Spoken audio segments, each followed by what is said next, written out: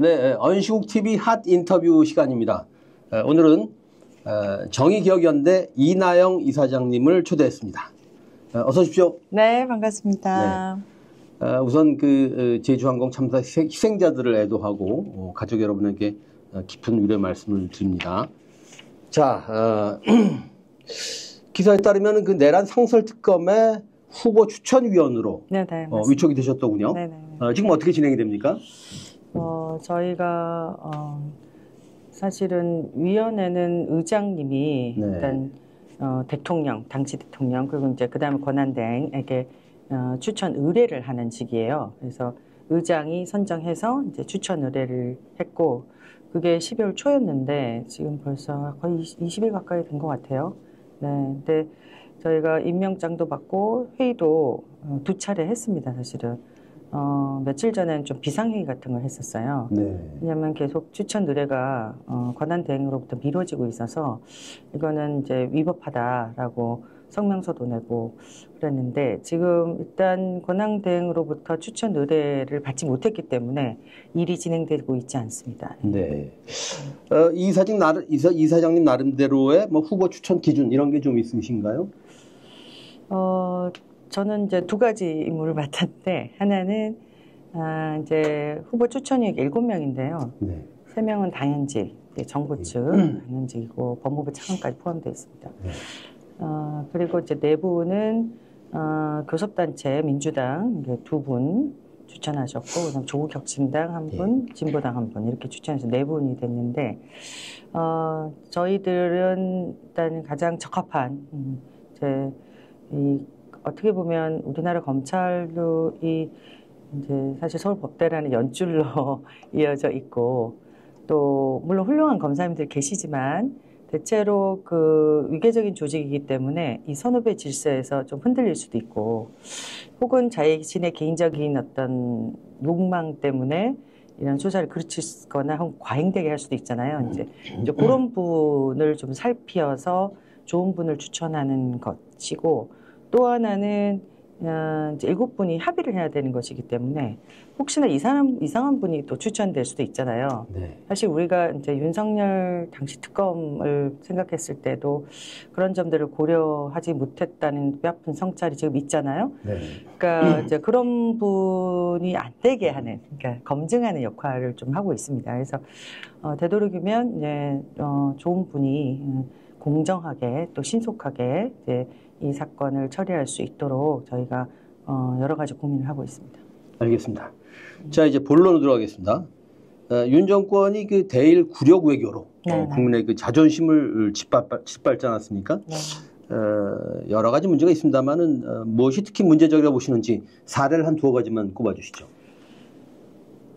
참 어려운데요. 2가지 꼽기가. 왜냐하면 아시겠지만 윤석열 대통령 후보 시절부터 대일 외교 공약이 이렇게 많지 않았어요. 아주 간단했어요. 뭐냐면 그랜드 바겐, 패키지 딜, 포괄적 해결 이런 얘기를 하면서 강제동원이나 일본군 위안부 문제, 또 수출 규제, 지소미아 등을 이제 한 테이블에 놓고 톱다운 방식으로 추진한다. 이런 정도예요. 그리고 한일 간의 셔틀 외교를 복원한다. 근데 사실 보면 그 이후로부터 진행된 것이 보면 제일 처음에 한 게 사실은 사람들이 좀 잊고 있는데 2015 한일합의를 준수하겠다는 메시지를 이제 일본에게 계속 보내요. 왜냐하면 실제 일본 정부가 그때 이제 기시다 총리였고 기시다 총리가 2015 한일합의 때 외교부 장관이었죠. 외무장이었죠. 그래서 이 사람이 한일 정상회담을 하려면 2015 한일합의를 복원시켜야 된다는 강한 의지를 계속 피력하고 그 내용은 일본 언론을 통해서 이제 한국 언론으로 들어와요. 그러니까 이제 우리는 2015 한일합의를 준수하겠다는 메시지를 계속 보내고 박진 외교부 장관이 일본으로 가기 전에 한일 외교부 장관 그 회담 전에도 이 얘기를 하고 끝나고 나서도 계속 그 얘기를 해요. 이제 2015 한일합의가 굉장히 중요한 이슈였고, 즉 일본군 위안부 문제. 그다음에 이제 강제동원 문제인데 강제동원 문제는 대법원 판결 2018년에 전원 합의체 판결이 있었기 때문에 이 문제를 어떻게 해결하느냐가 일본에서도 이제 초미의 관심사였고, 이거를 한국 정부가 계속해서 여러 가지 경로를 통해서 한국 정부가 해결할 것이라는 뉘앙스를 계속 이제 사람들한테 이렇게 보내요. 근데 이 2가지를 결국은 이제 2022년, 2023년 순차적으로 이제 해결하는 과정을 거칩니다. 그러고 나서 중요한 게 또 후쿠시마 핵 오염수 방류에 찬성하고 그리고 강제동원 문제는 이제 연결되어 있죠. 사도강산 강제동원의 역사를 지운 사도강산 유네스코 등재에 찬성해주고 뭐 이런 일들이 이제 있었죠. 사실은 그게 결국은 이제 일본 해상자위대가 독도 인근 해상에서 자주 한국군 혹은 한미연합훈련이라는 명목으로 이제 군사훈련을 한다든지 뭐 이런 일들이 이제 계속 발생했다고 저는 생각해요. 그래서 가장 중요한 게 이제 두 가지 사례라고 한다면 2015 한일합의 일본군 위안부 문제를 해결해 주는 것, 그리고 일본이 해결했다고 하는 것을 확정해 주는 것. 두 번째는 우리 대법원 판결에서 나왔던 것을 뒤집고 한국 정부가 일본 전범 기업을 대신해서 한국 기업의 돈을 가지고 피해자들이 이제 배상받을 권리를 어떻게 보면 면제해주고 그 돈으로 피해자들에게 사실은 보상도 아니고 배상도 아닌 이제 돈으로 해결하는 이 제3자 변제안을 내놨다. 저는 이 두 가지가 가장 중요한 문제였다라고 생각하고 있습니다. 제3자 변제안은 돌이킬 수 없는 건가요? 지금 이거는 만약에 차기 정부가 들어서면 조금 이제 여러 가지 지점에서 다시 재검토해 볼 일이 있긴 해요. 왜냐하면 그 이후로도 판결이 계속 나고 있고 실제로 강제동원 지원재단에 돈이 고갈된 상태이기 때문에 그 말을 했지만 이분들에게 피해자들에게 보상을 전혀 못하고 있어요. 그리고 지금도 진행 중인 판결들도 있고요. 그렇기 때문에 이게 과연 적법한 것인가 그리고 그 절차나 내용상 올바른 것인가에 대해서는 재검토가 반드시 필요하고 더 중요한 거는 사실 이 윤석열 정부가 처음부터 뭐 법치주의, 뭐 자유민주주의 이런 얘기를 계속 했지만 사실 대법원 판결, 확정 판결이 난 것을 뒤집고 일본의 전범 기업에 손을 들어주면서 일본에 면죄부를 줬다는 거 이 자체가 사실은 정치적으로도 용납되기 되게 어렵고 법적으로도 문제가 있는 것이죠. 그러니까 기본적으로 상권 분립이라는 이 가장 기본적인 민주주의 원칙을 훼손하면서 이루어진 것이고 그리고 이 대법원 판결에서 굉장히 중요한 게 뭐냐면 한반도 일제의한 한반도 불법 강점에 기인한 반인도적 범죄 행위로서 강제동원이라는 얘기를 한단 말이에요. 이 판결문에. 그러니까 대법원 판결의 핵심은 한반도가 일제에서 불법적으로 강점됐다에서 출발해요. 그런데 일본이 가장 싫어하는 게 이제 그리고 뒤집으려고 한 역사적 사실이 뭐냐면 사실은 불법 강점이에요. 네. 여기에 기인한 일본군 성노예제, 강제동원 이 문제를 없었던 것으로 혹은 불법적인 것이 아닌 것으로 만들려고 하는 거거든요. 근데 이 문제를 일본 정부의 그동안의 주장에 편을 들어주면서 우리 대법원 판결을 한국의 대통령이 부정했다. 이 문제가 있기 때문에 이건 법적으로도 저는 따져봐야 될 문제라고 생각합니다. 네. 그 대통령이 또 탄핵을 앞두고 있고 네. 내란의 수괴였지 않습니까? 네. 이런 그 사회적 환경이 또 다른 사회적 합의로 이어질 수도 있겠군요. 그렇죠. 네네네. 사실은 우리가 이제 이번 사태를 보면서 대통령이 이 헌정 질서를 훼손하고 한국 시민들이 그동안 애써 일궈온 자유민주주의 정신, 가치 이런 것들 근본적으로 무너뜨리려고 했잖아요. 근데 그것은 사실 돌이켜보면 이 정부가 들어섰을 때부터 굉장히 꾸준하게 이루어진 행동이다라고 볼 수 있을 것 같아요. 물론 이번 이제 내란 사태가 가장 정점을 찍었지만 말이죠. 네. 사실 대한민국의 헌법적 가치는 사실 보수와 진보가 함께 이룬 사회적 합의지 않습니까? 네네. 네. 그런데 윤 정권이 유린한 헌법적 가치 중에서 특히 이 이사장님 어떤 가치에 주목을 하십니까? 이제 우리 전문에 보면 3.1 운동으로 건립된 대한민국 임시정부의 법통을 이어받는다. 그다음에 두 번째가 이제 불의의 한거인 4.19 민주 이념을 계승한다. 이제 두 가지잖아요. 저는 이 두 가지를 일단 기본적으로 이 사람이 훼손했다고 봐요. 그러니까 사실 이 정부가 들어서자마자부터 친일 편향적인 외교를 계속 펼쳤고 그걸 실현하기 위해서 저 사람이 정말로 일본의 우익과 같은 생각을 가지고 있나? 이런 사람들을 이제 주변에 두고 나중에는 이제 주요 역사 기관장에도 소위 뉴라이트라고 하는 이제 반민족주의자들을 대거 등용하면서 그 사람들이 입을 통해서 3.1 운동 정신을 근본적으로 훼손했잖아요. 네. 이게 여기서부터 저는 굉장히 문제적이다. 헌법 정신을 훼손한. 그다음에 두 번째가 4.19 민주 이념이라는 게 결국은 자유민주주의 정신인데 결국 민주주의라는 게 결국 민에 의한 통치고 자유주의라는 것이 결국은 법에 의한 통치잖아요. 근데 이 두 가지를 사실은 지금까지 끊임없이 훼손하면서 여기까지 왔잖아요. 그러니까 헌법적 가치를 훼손한 거는 이제 처음부터 시작됐다라고 보고 조금 전에 말씀드린 대로 그 정점이 결국 비상계엄 선포로 내란죄를 저지르고 심지어 전쟁을 획책했다는 그 정황도 지금 속속 밝혀지고 있잖아요. 이제 이런 점에서 저는 정말 위헌적이고 위법적인 어떤 행태를 계속해서 저지르고 지금도 그런 상태에 있다라고 말씀드릴 수 있을 것 같아요.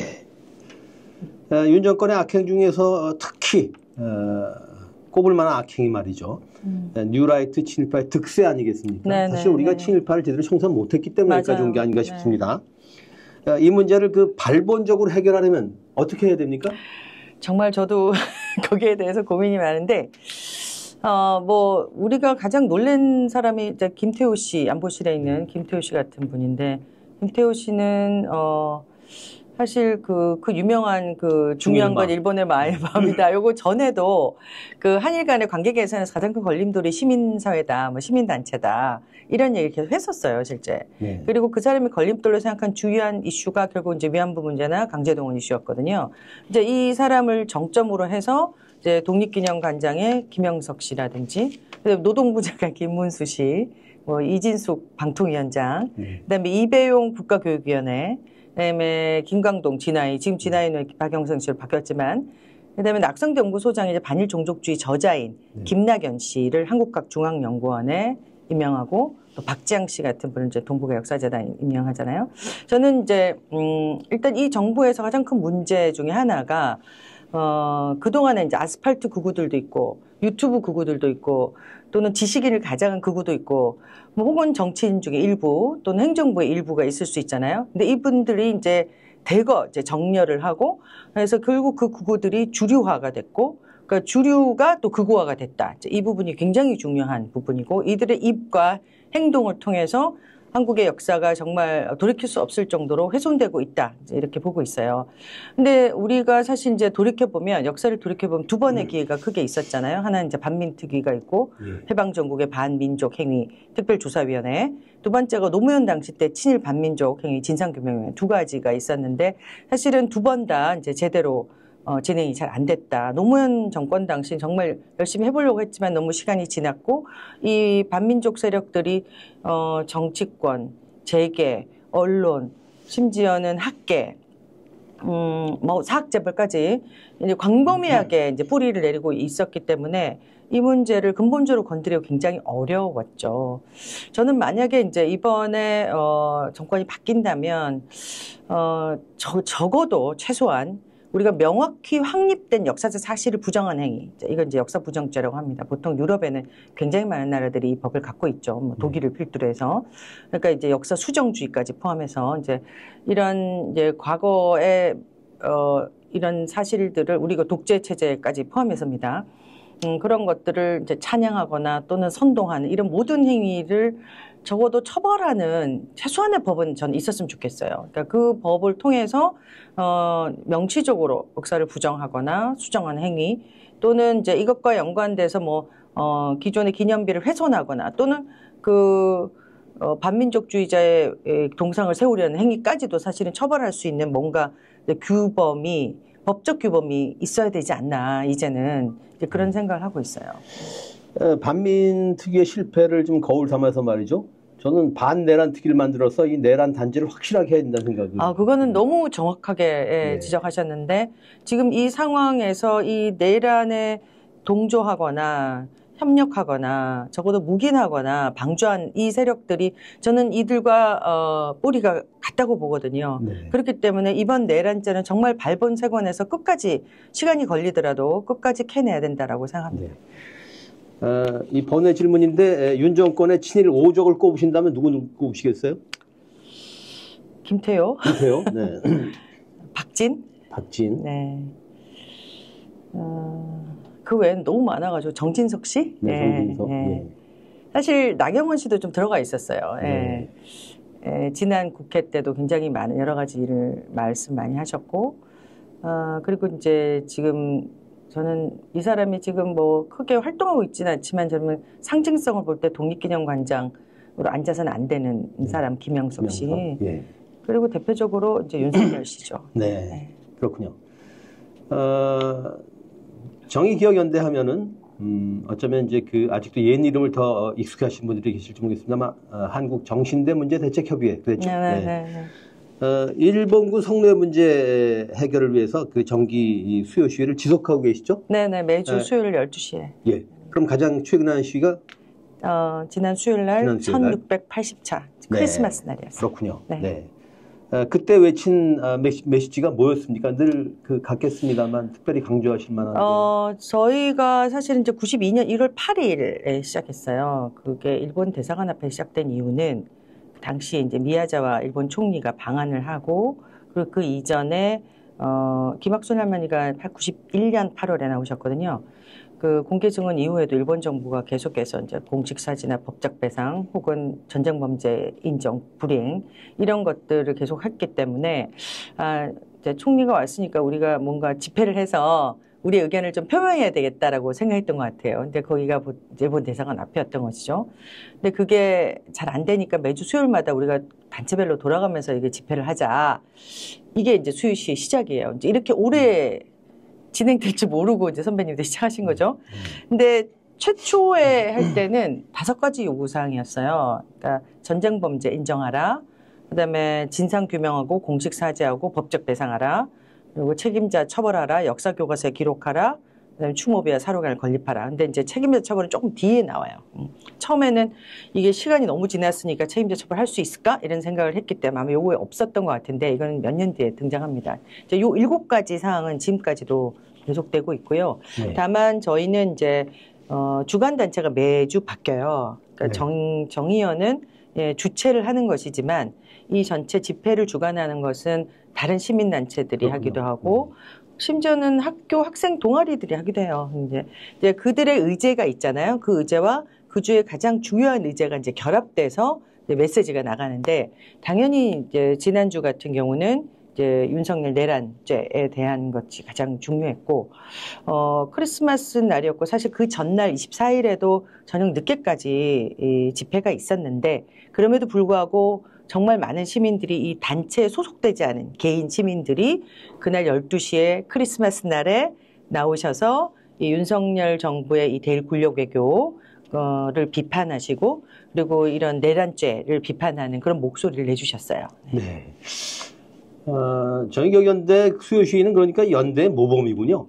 그렇죠. 사실은 이게 국내 연대의 모범이기도 하지만 국제연대 모범이기도 해요. 그러니까 저희가 이 문제를 제기할 때 일본에 있는 정말 양심 있는 시민단체들이 처음부터 저희랑 결합을 했었고 그래서 피해자들이 일본에 가서 일본국 상대로 손해배상 청구 소송을 진행하거든요.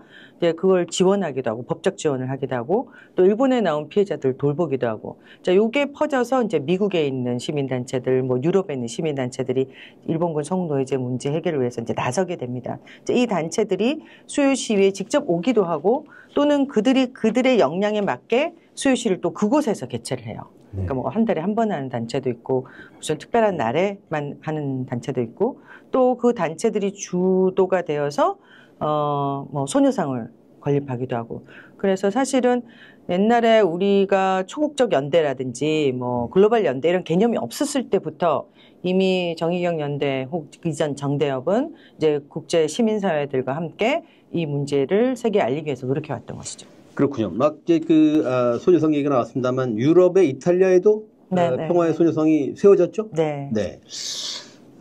일본 도쿄 시내 평화의 소녀상을 세우는 게 목표다. 이런 얘기하신 것을 들었습니다. 이거 오문 같습니다만은 평화의 소녀상을 세계 곳곳에 설치하는 것 어떤 의미와 효과가 있습니까? 이제 이게 원래 평화비 혹은 이제 기림비 이제 이런 제 차원에서 만들어졌는데 수요 시위 7가지 중에 추모비 건립이 있었잖아요. 네. 그러니까 추모비라는 게 이제 억울하게 돌아가신 희생자들의 영령을 기리는 것이죠. 예. 근데 그 차원에서 넘어서자. 왜냐하면 이분들이 단순하게 그냥 억울하게 돌아가신 영령일 뿐만 아니라 이분들이 생존해서 이 문제를 세계에 알리는데 적극적으로 기여한 사람들이잖아요. 네. 그러니까 그래서 그 중에 또 몇 분은 정말 세계적으로 인정받는 인권운동의 활동가가 되시기도 하고, 김복동 할머니나 뭐 김학순 할머니나 이제 그런 분들의 용기를 기리자, 이제 이런 의미로 평화비 혹은 평화의 소녀상 이제 이런 거예요. 그리고 그분들이 평상시에 염원했던 게 크게 보면 이제 평화예요. 그러니까 전쟁이 일어나면 세상에서 가장 약한 자들, 여성뿐만 아니라 아동들 또는 뭐 사회적 약자들이 피해를 보잖아요. 네. 이런 일이 일어나지 않았으면 좋겠다는 게 많은 분들의 소원이셨고, 또 두 번째가 그러니까 그런 다양한 차이가 있음에도 불구하고 우리가 좀 평등하게 어깨를 나란히 하면 살았으면 좋겠다. 이거는 김학순 할머니의 정말 첫 번째 소원이기도 하셨어요. 일본의 젊은이들과 우리의 젊은이들이 평등하게 서로 멸시하고 미워하지 말고 잘 살아갔으면 좋겠다. 평화롭게. 이제 이런 얘기를 하셨거든요. 그러니까 이제 평등, 평화 이런 가치를 세상에 알리는 역할을 해야 되겠다. 그래서 이름도 바뀐 거고 이제 소녀상 형태로 이제 만들어진 거죠. 근데 이게 이제 그 각 지역에 나가면서 그 지역의 역사하고도 결합이 돼요. 예를 들어 독일 같은 경우는 2차 세계대전의 가해의 경험도 있지만 그 연합군이 들어오면서 독일 여성들이 소련 연합군에서 굉장히 많은 강간을 당합니다.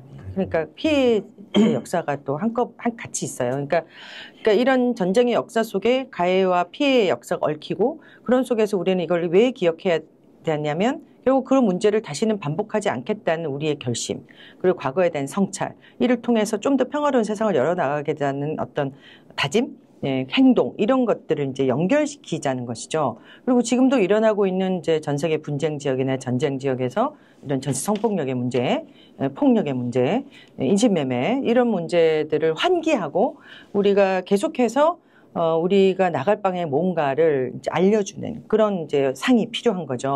그래서 그 지역에서는 그런 의미를 담아서 이제 비문도 다 따로 만들어요. 그러니까 네. 원래 있던 의미에 더해져서. 그래서 지금도 일어나고 있는 여러 가지 전시 성폭력과 인권 침해 문제, 이제 전쟁이 발생했을 때 이런 문제들을 사람들이 계속해서 이제 각인하고 환기하고 이런 역할을 한다.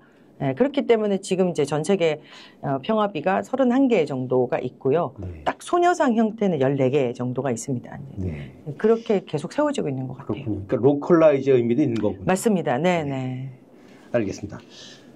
전시 성폭력은 사실상 역사상 모든 전쟁에서 자행됐지 않습니까? 네네. 지금도 광범위하게 발생하는 현재 진행형 문제입니다. 네. 이 문제에 대해서 세계 시민이 어떻게 대응해야 한다고 보십니까? 사실은 이제 두 가지죠. 전쟁이라는 것과 이제 성폭력 이 두 개가 결합되는데 1대1의 관계는 아니고 1+1이 됐을 때 이제 굉장히 다양한 결과가 나오는데, 결국은 이제 성폭력이라는 것은 이제 가부장제 사회나 남성 중심 사회에서 여성의 성을 도구화하는 방식하고 연결돼 있고, 그것은 지금 우리 20대, 30대, 뭐 10대부터 분노하고 있는 뭐 엠번방이나 딥페이크 사건하고도 연결이 되잖아요. 그러니까 꼭 전쟁이 아니라도 일상 속에서도 여성들은 이런 성폭력의 위험에 노출되어 있고, 그리고 실제로 그런 피해를 경험하고 있습니다. 이제. 그러니까 그런 근본적인 원인을 우리가 직시하자. 이제 이게 있고요. 그리고 그걸 개선하기 위해서 각자의 자리에서 노력해야 되는 게 하나가 있고, 또 하나는 되도록이면 이제 어떠한 전쟁도 일어나서는 안 되는 것이죠. 그러니까 전쟁을 반대하고 평화로운 세상을 만들기 위한 우리의 다짐과 노력이 굉장히 필요한 것이죠. 그러니까 이 두 개가 이제 결합돼서 계속해서 전 세계 시민들이 노력해야 되는 것인데, 저희는 이제 구체적으로 이런 이제 반전 평화 운동 단체들과 연대하는 곳도 있지만 실제로 분쟁 지역에 또는 전쟁의 피해자들을 돕는 활동을 하고 있어요. 그러니까 나비기금이라고 2012년에 만든 기금이 있습니다. 이제 이 기금이 만들어졌을 때 처음에 이제 김복동 할머니와 기론옥 할머니께서 전 세계 증언을 계속 다니셨잖아요. 그 증언을 다니다가 보니까 우리보다 더 열악한 환경에서 정말 처참하게 살아가고 있는 피해자들과 그 아이들을 보게 된 거예요. 그래서 그 사람들 좀 도와주고 싶다. 근데 그 일에 내 나머지 삶을 헌신하고 싶다는 의사를 표시하셨어요. 거기에 따라서 이제 할머니들이 기금을 또 내시고 정대협이 또 기금을 내고 일종의 매칭 펀드 같은 것이죠. 거기에 이제 시민들이 이제 모금을 해주셔가지고 시민 모금 형태로, 그래서 나비 기금이 만들어져서 우간다나 콩고나 뭐 지금 저희가 팔레스타인도 가고 있습니다. 팔레스타인의 힐링센터를 저희가 운영하고 있거든요. 뭐 로힝야 지역에도 가기도 하고 그리고 베트남 전시 성폭력 피해자들 돕기도 하고 이제 이걸 지금 꾸준히 계속하고 있습니다. 2012년 이후로. 그러게요. 그러고 보니까 대한민국이 이 가해자인 전시 성폭력 문제도 있군요. 네네. 이 문제에 대한 정의원의 입장은 어떻습니까? 대한민국의 전시 성폭력. 아니 베트남 전쟁 당시에도. 네네네. 네, 사실은 이제 베트남 전쟁 당시에 사실 일본군 성노예 제도하고는 좀 달라요. 이거는 제도적 차원은 아니었기 때문에. 그렇지만 이제 군인에 의한 강간이나 혹은 현지처 같은 형식으로 여성을 성적으로 착취한다든지 이런 일들이 있었잖아요.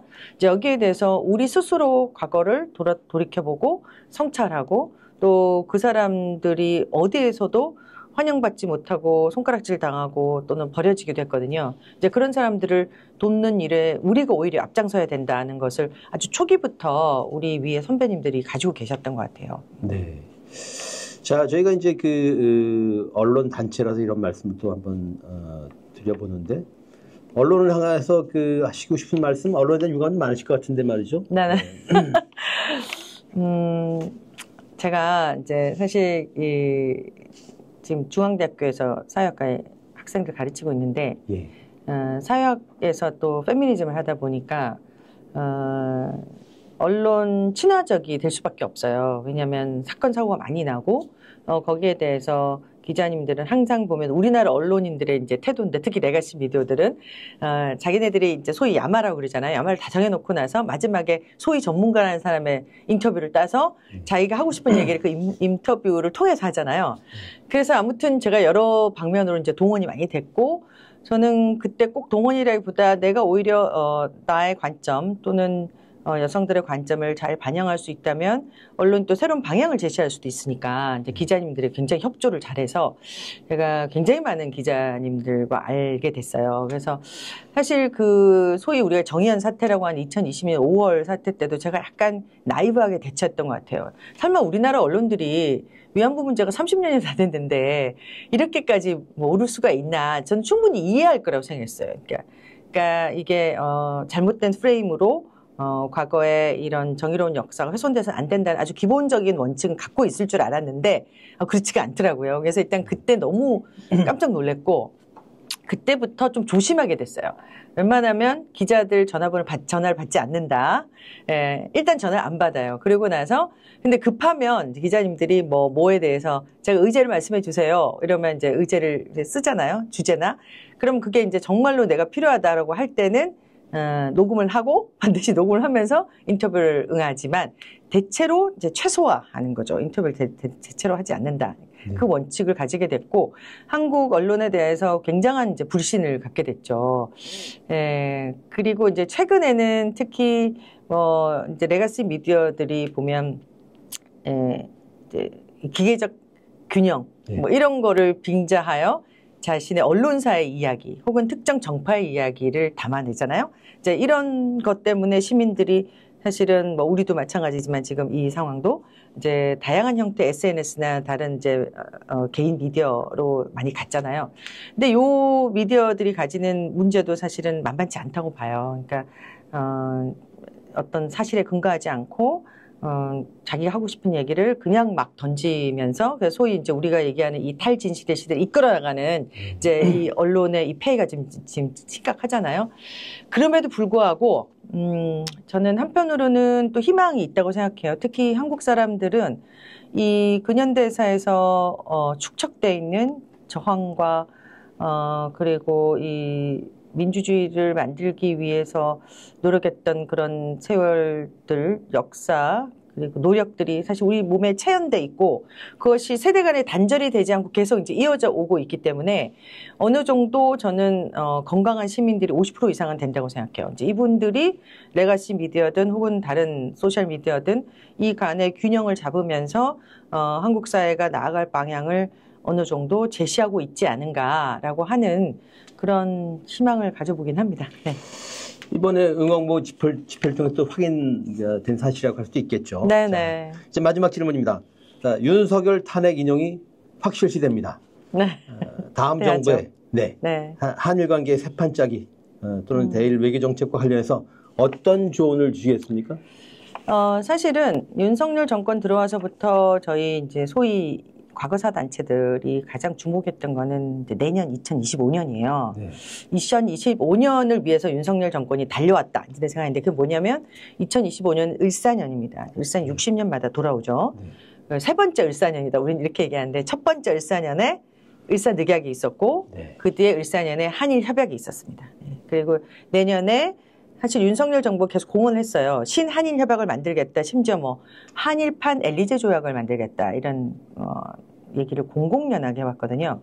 이게 결국은 이제 60년 청구권 협정에서 이견이 있었던 부분을 일본 편을 들어주기 위한 어떤 저는 논리의 빌드업 과정이다라고 봤어요. 그래서 내년이 굉장히 중요한 해다. 만약에 탄핵이 안 되면 정말 큰일 난다. 이제 이렇게 생각하고 있고요. 자, 그렇다면 이 새 정부가 만약에 들어선다면 새로운 을사년에 우리는 한일 관계에 어떤 비전을 보여줄 수 있을 것인가, 혹은 더 나아가서 한국이 동아시아에서 어떤 역할, 어떤 위상을 가지고 나갈 것인가, 이제 이런 고민을 철저히 해야 된다고 생각하고요. 그러기 위해서 이제 우리가 앞에서 얘기했던 이제 몇 가지 이제 조건들이 있잖아요. 어떤 교수님이 이런 얘기를 했는데, 유럽 사시는 분이에요. 터무니없는 소리 같았던 이 부정주의자들의 시도가 반세기가 지난 후 유럽에서 극우 정치 세력의 복권으로 드러났다. 이런 얘기를 해요. 그게 이제 우리 사회도 사실은 그럴 수 있다는 경고를 이미 이게 이제 몇 년 전에 나온 얘기예요. 그래서 윤석열 정부 탄생 전에 나온 얘기거든요. 근데 지금 윤석열 정부가 사실은 그런 극우 세력의 복권을 노리는 정부, 소위 우리가 친일파 정부라고 하지만 이제 극우 이제 보수 세력이 집권하는 그런 이제 현상 우리가 목도했잖아요. 네. 자, 요 기결된 현상을 다시 한번 돌이켜 보면서 우리가 그 뿌리를 어떻게 이번에는 잘 드러낼 수 있을 것인가.